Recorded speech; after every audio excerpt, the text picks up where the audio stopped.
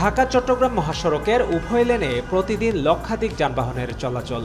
বৃষ্টিতে সড়কের আমতলী এলাকার রাস্তা দেবে গেলে সাময়িক মেরামত করা হয়, তবে ভারী বৃষ্টিতে বারবার ক্ষতিগ্রস্ত হচ্ছে সড়কের এই অংশটি। বিকল্প কোনো সড়ক না থাকায় যানজট সৃষ্টি হলে 6 থেকে 8 ঘন্টা অপেক্ষা করতে হচ্ছে যানবাহনগুলোকে। তীব্র গরমে অসহনীয় দুর্ভোগ পোহাতে হয় যাত্রীদেরও। 200 থেকে 250 কিলোমিটার রোডটা ভাঙা, কিন্তু এটার পরিমাণে প্রচুর পরিমাণে কষ্ট হচ্ছে আমাদের। এই আলেকারচর থেকে এই জায়গাটা কত হবে, 1 কিলোমিটার বা 100 কিলোমিটার হবে।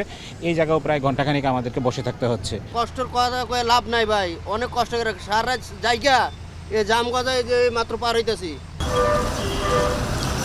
বন্দরের হাজার হাজার পণ্যবাহী পরিবহনের যাতায়াত এই মহাসড়কে। এই পথে যানবাহনের গতি থমকে গেলে ক্ষতিগ্রস্ত হয় দেশের অর্থনীতি। সড়কটির স্থায়ী মেরামত যেমন গুরুত্বপূর্ণ, তেমনি অবহেলাও কাম্য নয়। বাংলাদেশের সবচেয়ে ইম্পর্টেন্ট রোড হচ্ছে ঢাকা চট্টগ্রাম হাইওয়ে। এইটা হইল পোর্ট সিটি। এই রোডে আপনার কোনো নিরাপদ নেই। সংস্কারের নামে যে পরিমাণ কালক্ষেপণ হয়, এটা পৃথিবীর কোথাও না। সড়ক ও জনপথ বিভাগ জানায়, স্থায়ী সমাধানের জন্য সংস্কার কাজ শুরু হলে মহাসড়কের এই লেনটি বন্ধ রাখতে হবে 21 দিন। হাইওয়ে পুলিশ বলছে, বিপুল পরিমাণ যানবাহনের চাপ নিতে পারছে না এই মহাসড়ক। আসলে এইটা জায়গাটা অত্যন্ত নিচু। আমরা দেখেছি এই পাশে চারপাশে কিন্তু পানির লেভেলটা উঁচু, ফলে আমি পানি পাস করানোর কোনো জায়গা আমরা পাচ্ছি না।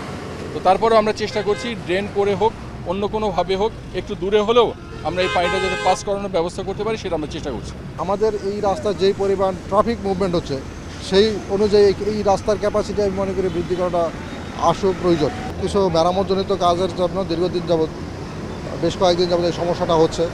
আমাদের হাইওয়ে পুলিশের পক্ষ থেকে আমাদের যা যা করণীয় আমরা সর্বাত্মক ব্যবস্থা নেওয়া হয়েছে।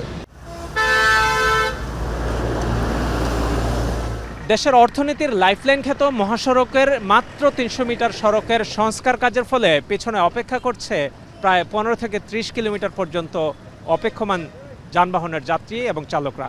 প্রতিদিনই লাখো মানুষের ভোগান্তি তৈরি হয় ঢাকা চট্টগ্রাম মহাসড়কে। খালেদ সাইফুল্লাহ, এখন কুমিল্লা।